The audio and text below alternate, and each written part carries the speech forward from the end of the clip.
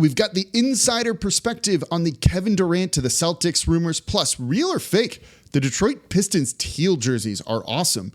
And what should Colin Sexton do in his contract negotiations with the Cleveland Cavaliers? It's the Wednesday episode of Locked On NBA. Let's go. You are Locked On NBA, your daily NBA podcast. Part of the Locked On Podcast Network, your team every day.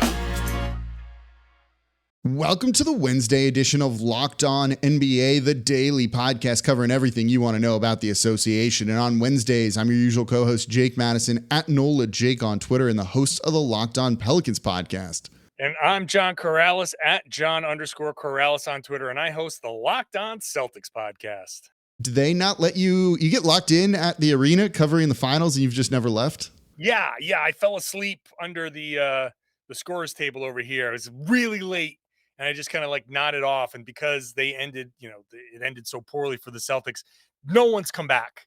So I'm here. I've been getting by on, discarded peanuts and stale Coors Light. You're doing what Kanye West did, right? Living at the Falcons Mercedes-Benz stadium. Yeah, man. You writing a masterpiece here. It's called immersive podcasting. I love it. That's great. I had another joke that I completely went out the window on what I was going to say. So it's going to hit me. Explain to the people that are not watching on YouTube that what I have is a green screen with I love this picture. I took this picture from inside the Garden during my favorite time when everything is gone. It's just a big empty building. So what I'm doing is building a new studio. I'm creating a new podcasting studio.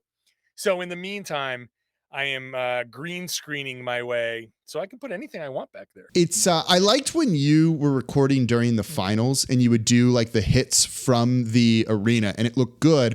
And I remember at one point it looked so good that it actually looked fake and looked like it was a green screen. And then the lights literally got turned off behind you. You were there so late, I think, that the lights shut off and you kind of jumped and looked around. It was like, oh, he's actually there. That's not fake. That was I love doing that, man. Just carrying my stuff around.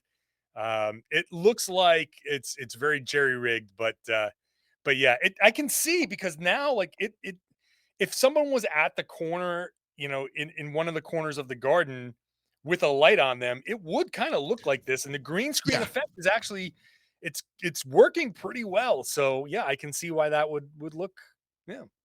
Yeah, no, look, we come to you live from the location here, and that's why you should be making Locked On NBA your first listen today and every day, Monday through Friday, covering the league on location in arenas or in front of green screens, whatever it might be. Subscribe wherever you get your podcasts. Tell a friend about the show, and of course, leave a 5-star review with a comment, and comment down below on YouTube. So this is actually fitting, though.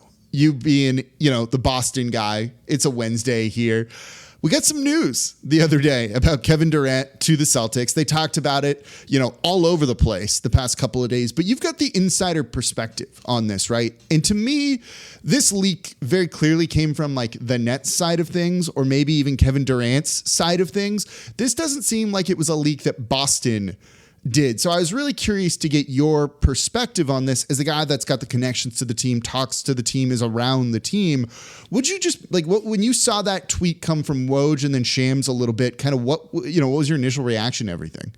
My initial reaction was that the Brooklyn Nets are trying to negotiate through using the Celtics. They're using the Celtics as the trying to make somebody else jealous. Like if I'm at the dance and I want to dance with somebody else, maybe I talk to, this person and be like, hey, maybe the girl I'm looking at really, say, oh, wait, if he's got some other options, then now I want to dance. Now I have to dance with him. I don't think. Has that ever worked out in anything ever? Just anywhere in life. Does that work? I mean, I see it in sitcoms enough that maybe the concept is, plausible enough, but I've never had it work. Never tried that. Tried it. I mean, for all I know, I've been used, but I don't think being associated with me makes anybody jealous. So I don't think it's effective. But especially when everybody knows that it's coming from Brooklyn, there's just everybody gets what's happening. So if we all recognize it, then that makes it a pretty bad bluff. The way I've been saying is like it's like Texas Hold'em, where they need to believe that he's got a Jaylen Brown and a Marcus Smart in the two cards that are face down, and that they need to bet against what they think he has. And I'm pretty sure it didn't come from the Celtics. And one point I've been making is that the Celtics have had plenty of opportunity, plenty of time. If you wanted to trade Jaylen Brown, there's nothing to wait for. You know, you had tradable options. You had a $17 million traded player exception that if you wanted to trade for Kevin Durant, you could have made the trade. You could have traded Jaylen Brown, and you could have, negotiated, and maybe it cost you Marcus Smart, and maybe it cost you a third rotation player. And you could have used that $17 million to replace one of those guys. They let that expire. They used their tradable assets to get Malcolm Brogdon. They used their TPE to get, they used their MLE to get Danilo Gallinari. They very clearly operated like a team building around Tatum and Brown. It doesn't make any sense in August, when other tools to build out the rest of your team to make that one run this coming season, when you let all of those things go, you don't go into August and say, you know what? We are gonna go for KD, and now not give yourself every available tool to say we are going for it now. Because if the Celtics trade for Kevin Durant, they are going for it right now, this season, and I just don't see it. It smacks of Sean Marks trying to talk to your team to get Brandon Ingram. Could be. To get David Griffin, and to get, Masai Ujiri to be like, we know this is a ploy, but we can't risk it. So I don't think New Orleans really wants to include Brandon Ingram in a deal at all for Kevin Durant. And as much as I love Kevin Durant and Brandon Ingram, you and I have talked about this the past couple of, it's actually a month now, about maybe over that, right? Where we've discussed this of I think Kevin Durant should get a really big haul, and you don't think so because of the age and things like that. And it just seems like the market's not there at all for him whatsoever, which is kind of weird to a certain degree. But you don't even think at all that they offered the original deal, which was what? White and Jaylen Brown for Kevin Durant and a first round pick, let's say. If it's just that, you interested, or do you think they even had that, or is this just a completely made up conversation, you think? So now this comes into, I don't know what the Celtics are willing to do, because the Celtics are not talking. I've tried to talk to people in the organization, and they're like, nope, no, nothing, no background, no nothing, not even trying to say, well, wink, wink, I don't know nothing, none of that stuff. So I think we're in the murky, half-truth, lies of omission portion of these negotiations in the leaks, where did Brad Stevens actually offer? Here's you get into the word technicalities here, right? I think what they're going to be like is, hey, if we were to do this, we could probably do this, and we probably do Derek White, and it could be spun. I think this can be spun as an offer that we reject. And I think the point that Matt Moore made on yesterday's show was one of the best ones. The Brooklyn Nets put out there an offer that they refused. They put out there that, hey, we had Jaylen Brown and Derek White and a pick, and we said no. So everybody else, you got to know that we want more than that. And I think that's the extent of Boston's involvement here. I really think that's the extent of it. And, but Brad Stevens is definitely going to be on the phone this week with Sean Marks, for sure, because he's going to say, hey, you might need a third team. We can be a third team. Yeah. We can play that. And I'm sure Boston is very willing to be part of that. So ongoing discussions can certainly be happening, but I just don't believe that there's actual traction for a Jaylen Brown, Kevin Durant deal.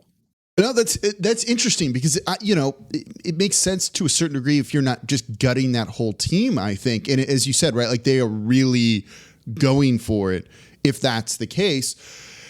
but it definitely seemed like they were trying to negotiate through the media. And that, like, I just don't understand how that's a thing that still happens and people do it, but it definitely does. And I don't know if it actually works. Funny story, going back to 2018, 2019, when the Pelicans were trading Anthony Davis, and there was the rumored, and you and I had talked about this a ton, of that the Celtics were going to make a run at him, maybe go after Jaylen Brown or Jason Tatum in there, and they weren't going to include those guys in deals, different things like that.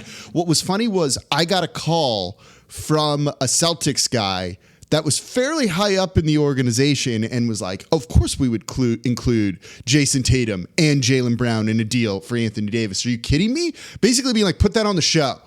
And it's like, because they couldn't trade for him because of the Kyrie thing, the designated rookie extension and all of that stuff still rearing its head again. And then, of course, they never ended up making an offer with either of those two guys really in a thing. It's always funny how these trades and negotiations and the stuff that gets put out there to try and influence other people to do things, even though that wasn't going to be the case for the actual team. Yeah. I mean, I don't get when it's that obvious, why do it? But then again, it's better than doing nothing. If Sean Marks is sitting there and being like, boy, my phone's not ringing, and it should, then it's definitely not ringing. Then you start right now you start like, hey, if you got to throw a bomb Boston's way, so be it. That's what you got to do. I'm sure Brad Stevens has a little bit of fence mending to do with Jaylen, but and he can blow it off.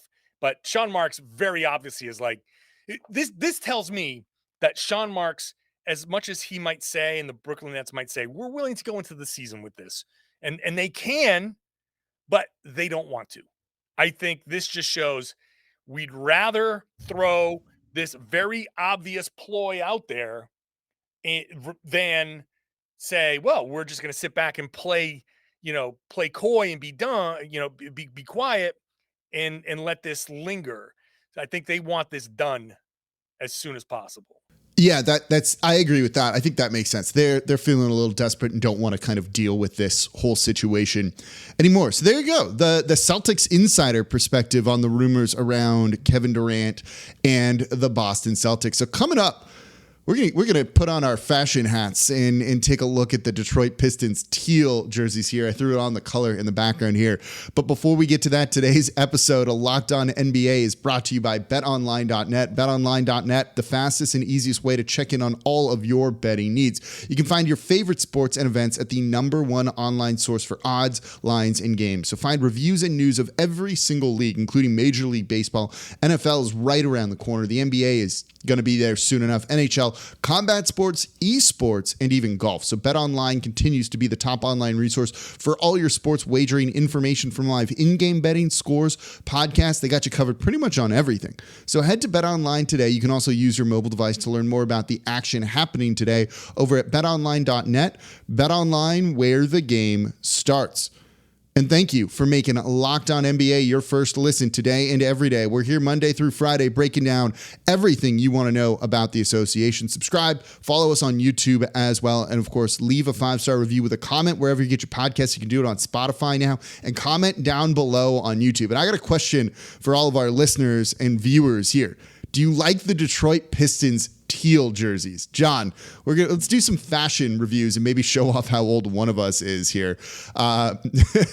Real or fake, which we do every Wednesday. The Detroit Pistons brought back their teal jerseys with a horse on it. Mid-90s throwback here. Real or fake? These are awesome. Fake.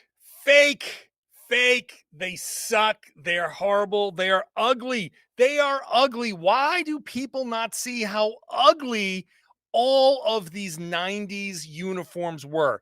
The Raptors, Barney the dinosaur, that was ugly. All of these, whatever the league was trying to do back then, it was a big fashion don't. And I'm not about saying like it has to be simple or anything like that, but the teal with the horse on it, like, no, that is just no good. I'm sorry. I know people are going to be nostalgics because mid-90s, that now puts like the 30-year-olds are like squarely in this the retro phase, and people are like, oh, this is when I loved the Pistons, man. This was great. Oh, I can't wait to wear these again. I love these. No, they're ugly. You're just nostalgic. But that's what makes them awesome. And it's we usually agree on real or fake. And I think we're going to strongly disagree on this one, which is great. Good segment by us. These things are awesome. They're the perfect mid-90s throwback, as you just said, right? Like this is the market that the NBA partially wants to really cater to, right? Like 30 to 40, somewhere in that range, where this is like so nostalgic to them in youth. They couldn't buy this stuff when they were kids. And now, hey, you've got some disposable income. You don't think everyone who's like my age, I'm 36, is not going to buy, who's a Pistons fan, isn't going to buy one of these? Because I almost want to buy one of these. I get what you're saying, that it's kind of goofy looking, right? Like what they have a horse because of horsepower and cars, and the Pistons thing there kind of turns into like the mufflers, the exhaust and flames coming out. I don't know, man. I kind of dig it. And those colors, the teal, contrasting with the orange and like a fire red. Like, yeah, that's what is kind of like, I think, fashionable now. I don't really know. I'm kind of somewhat basic, but like, I think you want those like contrasting colors to make them pop and everything like that. Like, this is perfect. They don't need to wear these for a very long time, but to like wear them for a season or two, I think that's just the right way. They're kind of kitschy. They're kind of fun. I don't love what the Jazz and the Cavs have done this year with like the starving uniforms. It seems like, where there's no like trim and things on them like that. Like, yeah, have some fun with it. It's basketball. It's a game.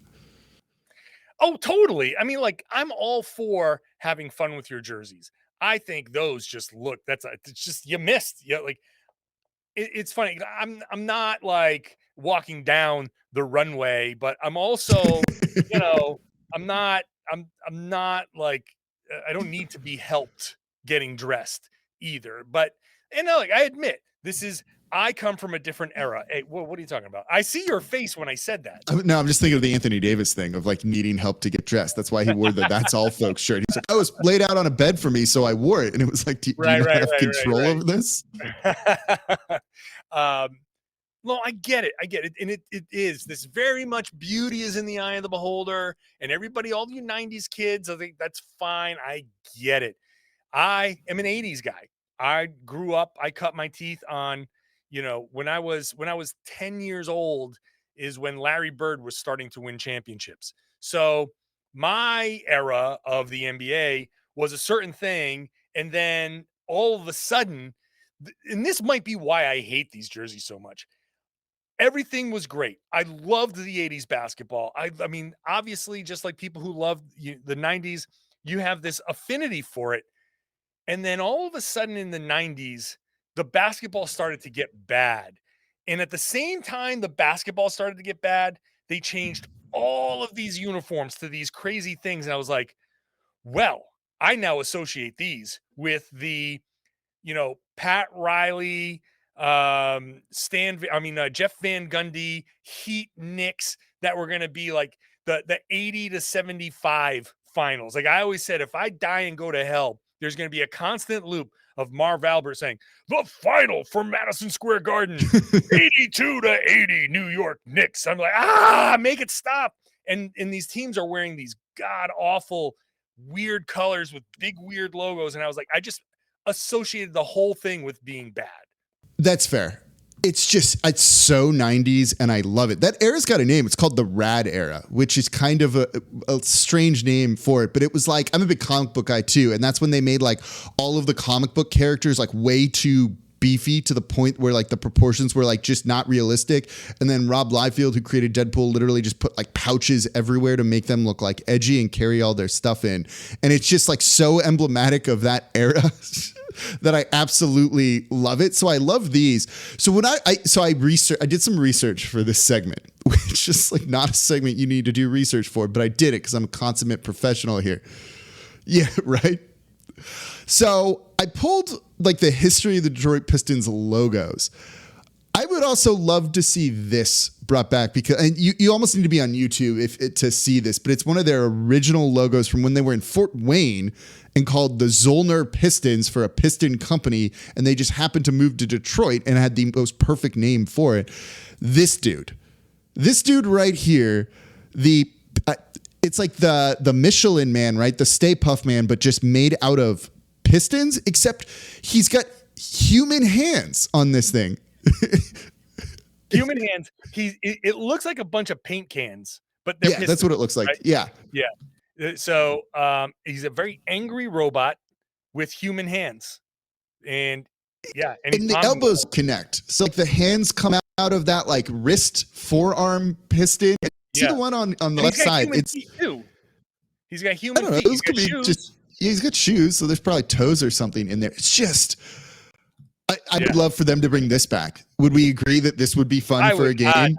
Now that I would love. I would love to get the old like 40s and 50s logo. Have you seen what the old Celtics Shamrock leprechaun logo is like? Yeah, like when he's like jumping, it looks like he's like squatting. Those were the days when all of the logos were drawn freehand. Yeah, pretty much. There's no like computer animation or anything like that to help out. That's the heyday of logos. That's when logos were really at their best. You are the oldest man here ever on Locked On NBA. Have some fun with it. Give me a horse that's got some like writing with fire coming out of it. Yeah, totally.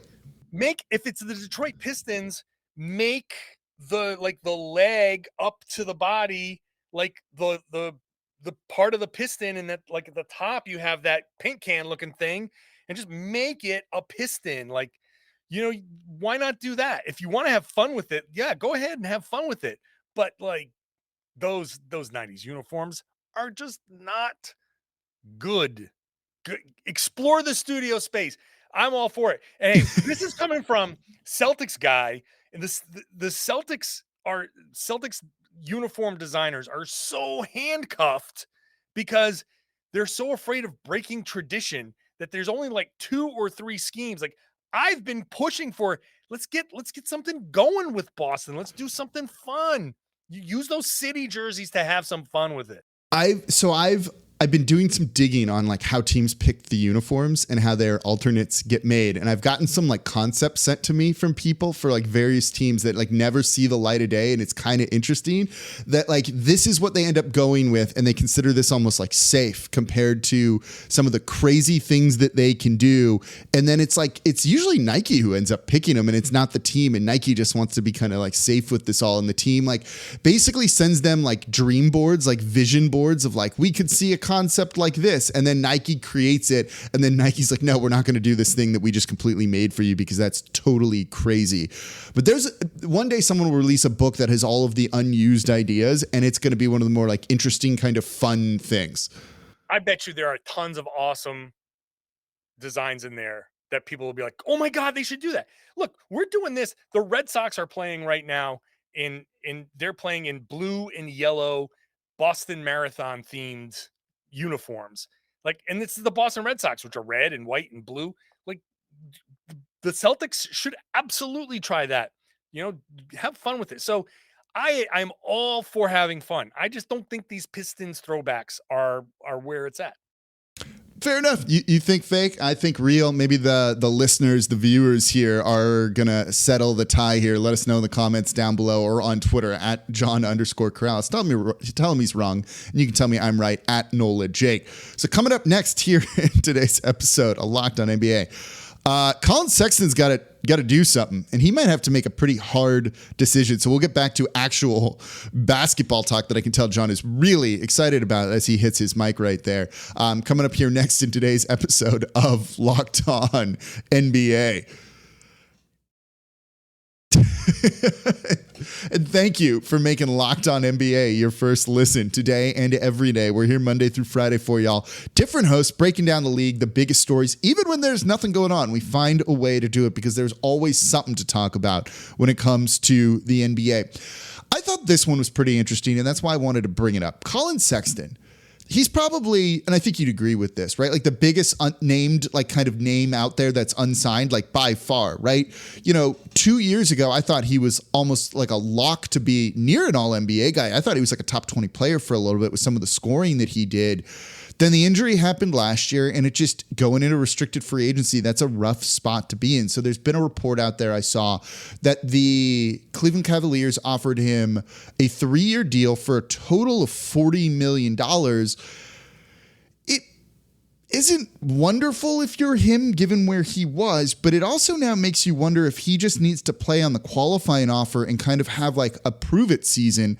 And at what point is it worth giving up that $40 million guaranteed when you look at it as an average of $13.3 million for a guy of his level in a situation where the salary cap's only going to be going up and we're due for a big spike in that soon? Locking in at 3 years, $13 million doesn't seem great. Yeah. So his qualifying offer is $7.2 million. So I feel like if there was ever a person to take the qualifying offer, I think Sexton might be in that position. Throwing out the conversation that Zion Williamson was having, where the qualifying offer is high enough where someone could take it and force a team's hand. I think in a situation where restricted free agency is kind of restrictive, for lack of a better term, but it's good job there, buddy. it's so much, and I just couldn't. I had nowhere to go, and that word just stuck in my head. It's so in the team's favor, and at this point, the market has dried up. You are when you still have something to prove, then why not? It's still $7 million. You are taking a risk that maybe you're not going to be the same. Maybe you're taking a risk that the situation in Cleveland is not going to work. But I think a season to prove not only that he's who he used to be and more, that he can be the good soldier and play, do whatever the team needs and not raise any kind of fuss, to go out there and to show other teams that I'm okay. I have got the right attitude. I think signing the qualifying offer, entering unrestricted free agency, even if he wants to stay with Cleveland, they can always re-sign him next year. Taking that year, going out there, and especially in a year where I think a lot more teams are going to have cap space next year, go out there, show what you got. He could end up cashing in if he has a decent season. And even if the numbers aren't quite there, if he shows that he's playing well alongside these other guys, and the Cavaliers, build on what they did last year and stay healthy and actually maybe make the middle of the East playoff, a run through that part of the East, then I say go for it. I say take the chance, bet on yourself, and go for it. Yeah, I'm with you on that. That feels like what he should do, right? If you look at his sophomore and junior seasons, second and third year in the league here, he averaged 22.5 points per game on almost 38% shooting, 3.6 assists and a steal per game. Like, those are really good numbers, and he's only going to be 24 next year. So this is a guy that could get paid big time, right? Like, $13 million a year is a lot of money, certainly, but when you look at it and what he could be earning and what some of these other contracts have been given out, it's almost like peanuts in comparison. And right now it feels like you don't actually, if you can avoid it and you feel, confident in your level of play, don't want to lock into like a 4-year deal, a 5-year deal right now, that if the cap does spike in like 2 years, you're locked in and all of a sudden you're really underpaid compared to other people who are getting deals. So this allows him to make the most money. And as you said, what his qualifying offer is 7.6 compared to the 13.3 he'd make next year. It's about half of that. So it's still a lot of money, and it seems like kind of the betting on yourself is the way to go. You know what? The Spurs have cap space right now. Maybe the Magic do too. There's one other team I'm blanking on which one they are. I don't think he wants to end up on either of those two teams, right? Like, that doesn't probably seem like a situation you want to go to. So bet on yourself, play really well, show you fit, as I think that's a good idea for him there. And then just make some more money the next couple of years after that. Yeah, Spurs, Magic, and Indiana, I think, are the three teams. Yeah, those are the Indiana for sure, Spurs for sure. Maybe the Magic don't, but I knew there were at least two. Yep. So yeah, look, you're giving up, like you said, half. So you gotta hope you can make that $7 million up some other way.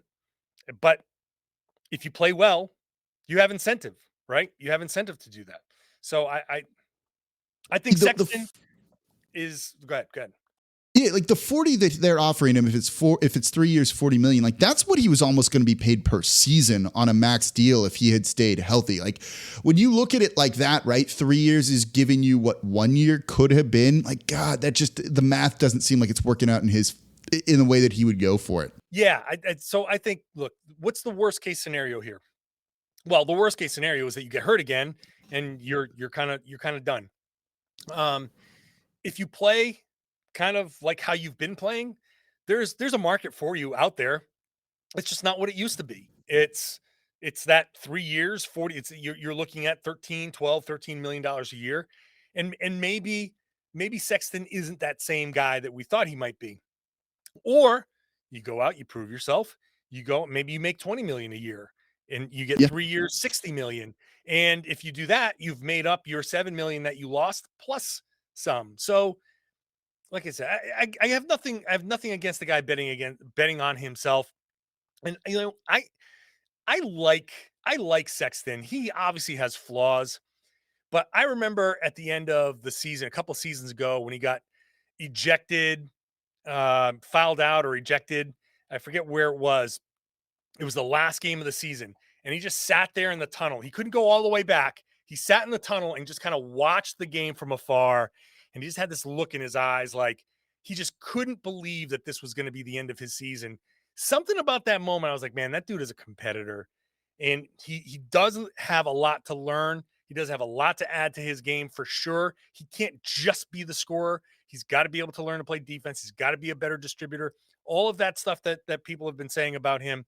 But I think somewhere inside there is a competitor that if he stays healthy and has the right guidance, I think he can bet on himself and win. No, I don't disagree with that. And again, I like him as a scorer. And like the injury sucks, right? But he could end up having kind of like a Victor Oladipo type career, maybe, where maybe he gets a contract, makes some money. The injury kind of like takes some of that away from him, but he still carves out a role. And then once you kind of prove you're healthy, you kind of prove that you're like an MLE kind of guy and you start making money that way. And it ends up being a good career, right? Victor Oladipo's made $108 million so far in his career. Like there's still money to be made there for Colin Sexton, even with this injury, even if it hasn't gone kind of like he hoped. And if he wants to get that, kind of bet on yourself, take that qualifying offer and then go out and play. As you said, you can always re-sign with the Cleveland Cavaliers, but he's kind of like the last piece of like housekeeping, it feels like, when it comes to free agency and like what needs to happen this offseason before we start moving on to training camp.